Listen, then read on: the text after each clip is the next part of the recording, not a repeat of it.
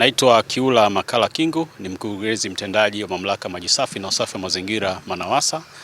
Mamlaka yetu inahudumia kwenye wilaya 4, wilaya ya Masasi, wilaya ya Nachingwea, wilaya ya Nanyumbu katika mji wa Mangaka, lakini pia na vijiji 11 vya wilaya ya Ruangwa. Mamlaka yetu hii kwenye eneo letu la huduma tuna mahitaji ya maji almost lita milioni 24, lakini uwezo wa vyanzo vyetu tulivyonavyo unaweza kuzalisha lita milioni 8 pekee. Kazi kubwa inaendelea kufanyika kwa kipindi hichi cha awamu ya 6 serikali ya Jamhuri ya Muungano wa Tanzania ambayo inaongozwa na Dr. Samia Suluhu Hassan. Tumeweza kupata miradi 5 ambayo ina thamani ya bilioni 47. Tuna mradi mkubwa ambao tunaendelea nao, mradi wa miji 28, mradi wa Nanyumbu wa bilioni 38 ambao mradi huu mpaka sasa umefika 93% ya utekelezaji wake.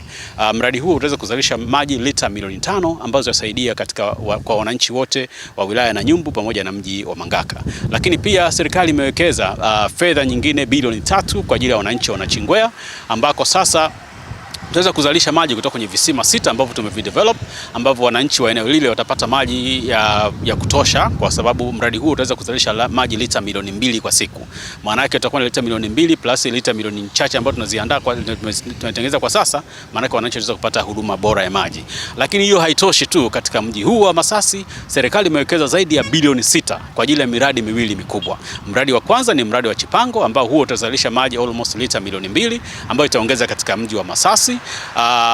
Mradi huo utaweza kusaidia wananchi wote wa maeneo ya Mumbaka, Malika pamoja na eneo la Nyasa. Lakini pia serikali imewekeza bilioni 1.5 nyingine kwa ajili ya ujenzi wa chujio la kuchujia maji. Masasi tumekuwa na changamoto kubwa kipindi cha mvua, ndio tunakuwa na landslide, matope yanaingia kwenye vyanzo vyetu vya maji na kupelekea baadhi ya wananchi kupata maji yakiwa ni machafu.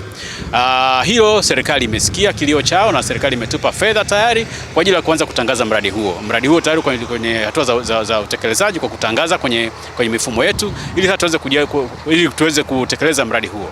Kamilishaji wa miradi hiyo mitatu ya haraka iliyopo, hii tunaita ni miradi ya muda mfupi. Itasaidia wananchi wa eneo hili la Masasi pamoja na miji ambayo tunahudumia kupata huduma ya maji bora na salama.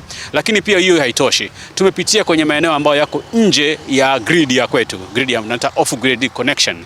Maeneo hayo yote tumeweza kuidentify maeneo ambayo tutachimba visima zaidi ya 14 ambao visima hivyo vitahudumia wananchi wote ambao jirani na maeneo ya Masasi, jirani na miji ya Nachingwea, jirani na miji ya Mangaka, kuhakikisha kwamba huduma ya maji watu wote wanapata huduma bora ya maji, kwa sababu ilani ya chama inatuelekeza kuwa na huduma ya maji kwa wote itakapofika mwaka 2030.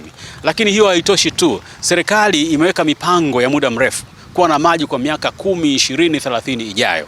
Kuna miradi miwili ambayo serikali imeanza kuwekeza. Kwanza ni ujenzi wa bwawa kubwa eneo la Mkumbashamba ambalo litaweza kuhifadhi maji mengi zaidi kwa ajili ya eneo la Nachingwea. Maji hayo yatafika Masasi, maji hayo yatafika mpaka Mangaka, lakini pia yanaweza kufika mpaka eneo la Ruangwa. Kwa hiyo tutakuwa ni uwekezaji mkubwa ambao serikali imeshaanza utafiti na kufanya detailed design kujua na tutafute gharama kwa ajili ya kujenga mradi huo. Lakini pia kuna maeneo mengine, eneo la Nyangao kuna uwezo kupata maji ya lita milioni 9 kwa siku.